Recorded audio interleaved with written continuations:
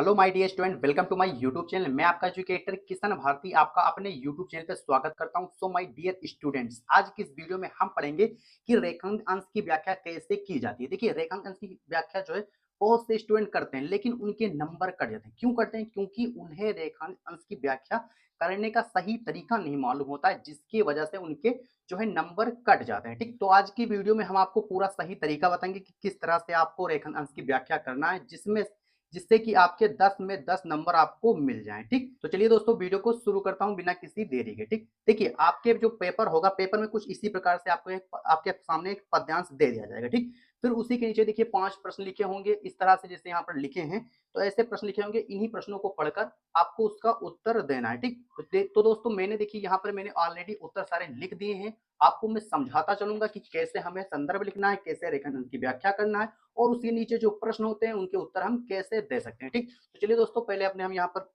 देखते हैं। पहले हम अपना प्रश्न पढ़ेंगे। देखिए, प्रश्न को पढ़ते हैं, फिर उसके अकॉर्डिंग हम कर देंगे। ठीक, चलिए देखिए, पहला प्रश्न आपका है। देखिए, उपरोक्त पद्यांश का संदर्भ लिखिए। ठीक, तो जो पहला प्रश्न है उसमें आपका क्या करना है, आपको करना है संदर्भ लिखिए। देखिए, संदर्भ लिखने के आपको यहाँ पर 2 अंक दिए जाएंगे। ठीक, तो संदर्भ हम कैसे लिखेंगे कॉपी में, चलिए आपको बताता हूँ कि कॉपी में आप संदर्भ कैसे लिखेंगे। ठीक, तो यहाँ पर देखिए मैंने यहाँ पर संदर्भ लिख दिया है। संदर्भ आप सबसे पहले देखिए, जो प्रश्न उत्तर संख्या हो वो आपको यहाँ पर डाल देनी है। ठीक, फिर उसके नीचे संदर्भ लिखिए, जो प्रश्न हो वो आप डाल दीजिए। ठीक, तो संदर्भ आप डाल दीजिए। फिर उसके नीचे आप लिखेंगे, प्रस्तुत पद्यांश हमारी पाठ्य पुस्तक हिंदी के खंड काव्य के पवन दूतिका नामक पाठ से अवतरित है, जिसके रचयिता अयोध्या सिंह उपाध्याय हरिओल जी हैं। ठीक, देखिए मैं आपको यहाँ पर बता दूं कि आपको जो आप यहाँ पर पाठ का नाम लिखेंगे उसे आप ब्लैक पेन से लिखेंगे, और उसके नीचे आपको अंडरलाइन जरूर से कर देना है। ठीक, अंडरलाइन आप बहुत जरूरी है, आपके लिए बहुत जरूरी है, आप कर देंगे। ठीक, फिर जो लेसन के जो मतलब पाठ के जो रचयिता होंगे या कवि होंगे, उनका जो नाम आप ब्लैक पेन से लिख के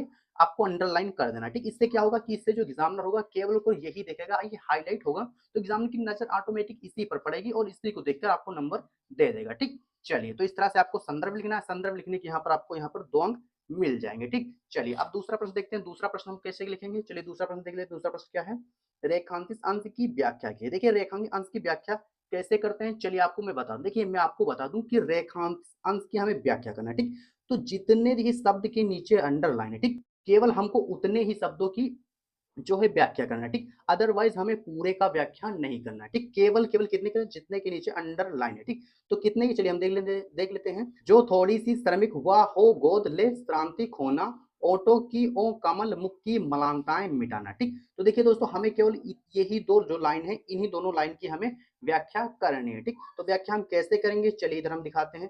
देखिए कैसे लिखेंगे, चलिए यहाँ पर देखिए हमने यहाँ पर लिख दिया है व्याख्या ऑलरेडी ही। देखिए, व्याख्या हमने लिखा है रेखांकन अंश की व्याख्या, इस तरह से आपको हेडिंग डाल देनी। ठीक, और इसके ध्यान दीजिए कि आपको स्केच से ही हेडिंग आपको डालना है। ठीक, अंडरलाइन आप कर देंगे। ठीक, चलिए फिर उसके बाद देखिए लिखेंगे, प्रस्तुत पद्यांश में राधा जी। देखिए, ये बहुत इंपॉर्टेंट है, आपको डायरेक्टली नहीं लिखना है। ठीक, आपको डायरेक्टली इस तरह से नहीं करना है कि आप यहाँ पर लिख दें, जैसे यहाँ पर लिखा जो थोड़ी श्रमिक, तो आप इस तरह से नहीं करेंगे कि जो थोड़ी सी श्रमिक, इस तरह से आप नहीं लिखेंगे। ठीक, शुरुआत में आपको ये चीज लिखना। देखिए क्या लिखेंगे, प्रस्तुत पद्यांश में राधा जी पवन को बताती हैं कि, देखिए यहां तक आपको हर व्याख्या में लिखनी। ठीक, ये व्याख्या है या कोई व्याख्या हो, उसमें आपको करते समय इतना आपको हर में आपको शुरुआत में लिखना है। ठीक, इससे क्या होगा, इससे देखिए आपकी व्याख्या, जितनी आपको व्याख्या कम आती है, उसके बाद यदि आप यहाँ पर देखिए 2 लाइन हमने यहाँ पर लिख दिया है, तो इससे क्या सहगर भी ज्यादा भी लग रहा है कि हमने ज्यादा यहाँ पर लिखा है, और ये एक प्रकार से एक फॉर्मेट भी होता है। व्याख्या करने का एक सही तरीका यही होता है। ठीक, चलिए, तो यहाँ तक आपको जरूर से जरूर लिख देना। ठीक, तो हमने क्या लिखा, प्रस्तुत पद्यांश में राधा जी पवन को बताती हैं कि यदि कोई थकी स्त्री मार्ग में दिखे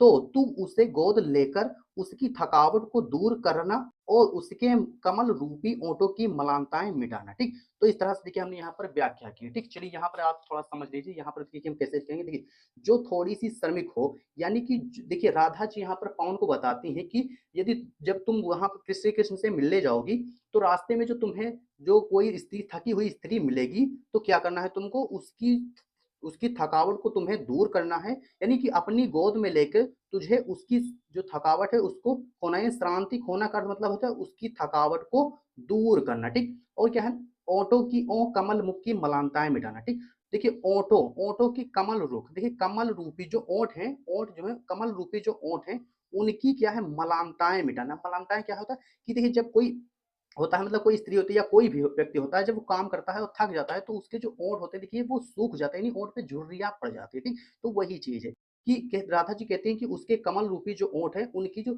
मलानता है उसको तू मिटा देना, ठीक? तो आई होप आपको यहाँ पर भी समझ में आ गया होगा, ठीक? तो इसी प्रकार से आपको यहाँ पर करना है। मैंने आपको यहाँ दोनों जगह बता दिया है, ठीक? चलिए, फिर देखिए उसके बाद हमको क्या करना है, हम तीसरा प्रश्न देखते हैं। तीसरा प्रश्न क्या पूछा गया है? तीसरा प्रश्न क्या है? राधा लज्जाशील पथिक महिला के विषय में क्या कहना चाहती है, ठीक? तो चलिए यहाँ पर हम देखेंगे क्या लिखा है, तो हमने यहाँ पर देखिए लिखा है, चलिए हम अपना तीसरा प्रश्न देखेंगे। तीसरा प्रश्न हमने लिखा है, राधा पवन को लज्जाशील महिला के विषय में यह कहती हैं कि तुझे मार्ग में कोई लाजवंती स्त्री दिखाई दे तो उसके वस्त्र को मत उड़ा देना, ठीक? तो यहाँ पर ये तीसरे जो प्रश्न है उसका ये उत्तर हो जाएगा, ठीक? आपको इसी प्रकार से उत्तर लिखना है, ठीक? चलिए अब इसके बाद चौथा प्रश्न देख लेते हैं। चौथा प्रश्न हमारा क्या है, यहाँ पर देख लेंगे चौथा प्रश्न। देखिए यहाँ पर हम लिखे हैं चौथा प्रश्न, ओठों की ओ कमल मुख में कौन सा अलंकार है, ठीक? तो देखिए ओ कमल मुख यानी कमल मुख, यहाँ पर देखिए तुलना की गई, कमल मुख यानी ओठों की कमल मुख में कौन सा अलंकार है, तो यहाँ पर रूपक अलंकार। कौन सा अलंकार है? यहाँ पर रूपक अलंकार है, ठीक? मैंने यहाँ पर लिख दिया चौथे में, यहाँ पर रूपक अलंकार, ठीक? आपको इसी तरह से लिखना, शॉर्ट में आपको लिखना है रूपक अलंकार। इस तरह से आपको नहीं लिखना है कि आप पहले ये बोले थे ओठों की ओ कमल मुख में रूपक अलंकार, तो इससे आपका क्या है, इससे आपका जो समय है वो बहुत ज्यादा लगेगा, ठीक? तो आपको समय बचाने के लिए आपको सिंपल से इतना ही लिख देना, इतने में आपके नंबर मिल जाएंगे, ठीक? तो इसके लिए आपको 2 नंबर यहाँ पे मिलेंगे, नंबर आपके बिल्कुल से भी नहीं कटेंगे, ठीक? चलिए फिर इसके बाद हम पांचवा प्रश्न देख लेंगे। पांचवा प्रश्न क्या है? पांचवा प्रश्न देखिए, जलद और कृषक ललना का अर्थ बताएं, ठीक? जलद जो शब्द है इसका क्या अर्थ होता है और कृषक ललना शब्द इसका अर्थ क्या होता है, ठीक? तो जो जलद होता है इसका अर्थ होता है बादल, क्या होता है इसका अर्थ जो होता है, इसका अर्थ होता है बादल, ठीक? और जो कृषक ललना है इसका अर्थ होता है किसान, किसान की स्त्री, ठीक? क्या होता है? किसान की स्त्री होता है, ठीक? किसान की स्त्री, ठीक? तो इस तरह देखिए यहाँ पर हमने यहाँ पर लिख दिया है पहले ही, आपको इसी तरह से ही लिखना है, ठीक? आपको देखिए इस तरह से लिखेंगे तो आप बहुत ज्यादा, ठीक?